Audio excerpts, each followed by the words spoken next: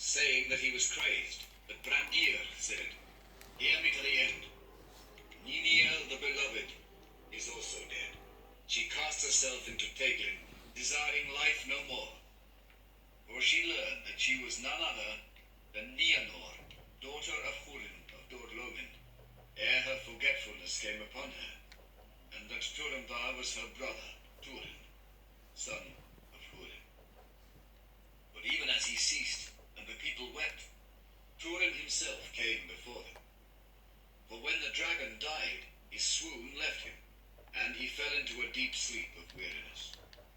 But the cold of the night troubled him, and the hilts of Gurthang drove into his side, and he awoke. Then he saw that one had tended his hand, and he wondered much that he was left none the less to lie upon the cold ground. And he called, and hearing no answer, he went in search of aid, for he was weary and sick. But when the people saw him, they drew back in fear, thinking that it was his unquiet spirit. And he said, "Nay, be glad, for the dragon is dead, and I live. But wherefore have you scorned my counsel and come into peril? And where is Niniel? For her I would see, and surely you did not bring her from her home." Then Brandir told him that it was so, and Niniel was dead. But the wife of Dorlas cried out, "Nay, Lord, he is crazed, for he came here saying that you were dead, and he called it good tidings, but you live."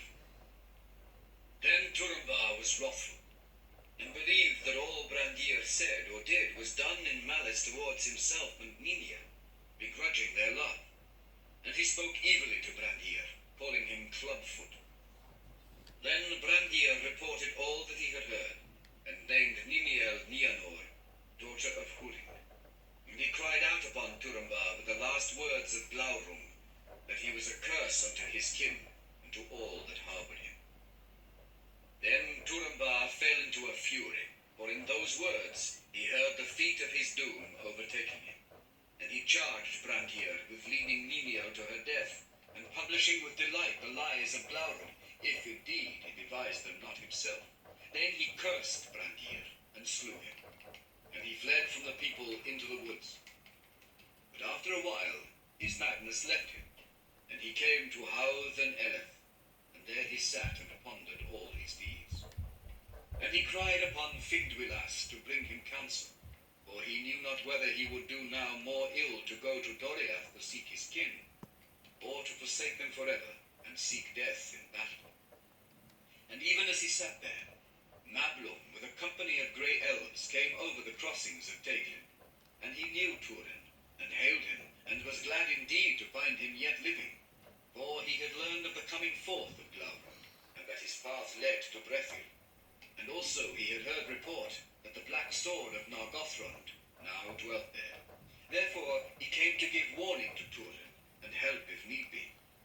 But Turin said, "You come too late. The dragon is dead." Then they marveled and gave him great praise. But he cared nothing for it, and said, "This only I ask. Give me news of my king, for in Dorlomin I learned that they had gone to the hidden kingdom." Then Mablung was dismayed, but needs must tell to Turin how Morwen was lost, and Nienor cast into a spell of dumb forgetfulness, and how she escaped them upon the borders of Doriath, and fled northwards. Then at last Turin knew that doom had overtaken him, and that he had slain Brandir unjustly, so that the words of Glaurung were fulfilled in him, and he laughed as one fey, crying, "This is a bitter jest indeed." But he bade Mablung go, and return to Doriath with curses upon it. "And a curse too upon your errand," he cried. "This only was wanting. Now comes the night." Then he fled from them like the wind, and they were amazed, wondering what madness had seized him. And they followed after him. But Turin far outran them. And he came to Cabed in Arras, and heard the roaring of the water, and saw that all the leaves fell sere from the trees, as though winter had come. There he drew forth his sword, that now alone remained to him of all his possessions,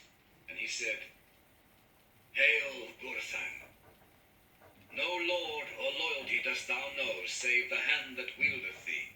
From no blood wilt thou shrink. Wilt thou therefore take Turin Turambar?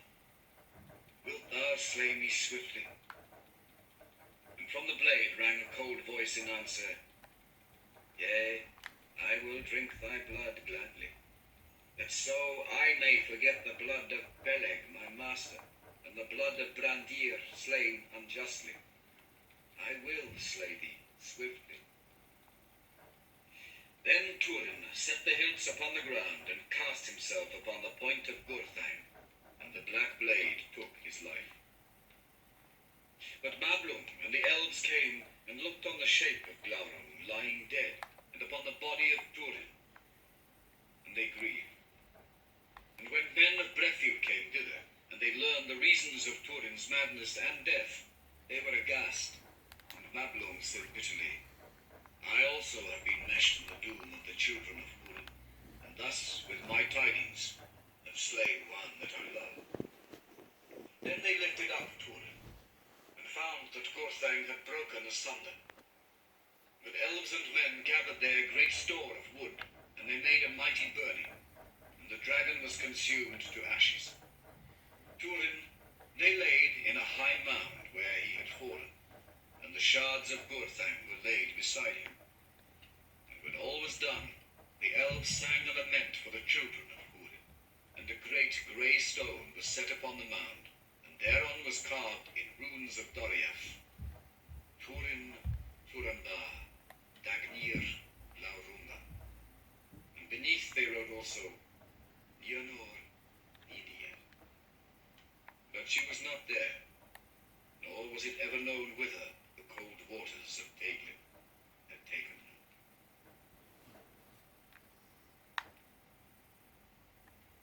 Of the ruin of Doriath. So ended the tale of Turin Turambar. But Morgoth did not sleep nor rest from evil, and his dealings with the house of Hador were not yet ended. Against them his malice was unsated, though Hurin was under his eye, and Morwen wandered distraught in the wild. Unhappy was the lot of Hurin. For all that Morgoth knew of the working of his malice, Hurin knew also. But lies were mingled with the truth, and aught that was good was hidden or distorted.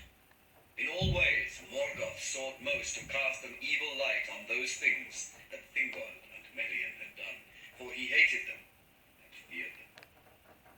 When, therefore, he judged the time to be ripe, he released Hurin from his bondage, bidding him go whither he would. And he feigned that in this he was moved by pity as for an enemy utterly defeated. But he lied.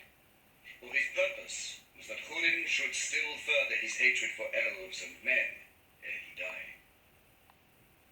Then, little though he trusted the words of Morgoth, knowing indeed that he was without pity, Hurin took his freedom, and went forth in grief, embittered by the words of the Dark Lord.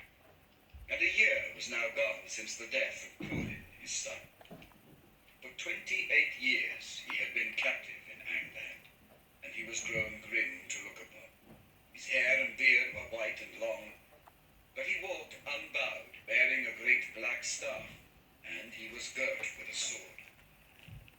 Thus he passed into Hithra, and tidings came to the chieftains of the Easterlings that there was a great riding of captains and black soldiers of Angband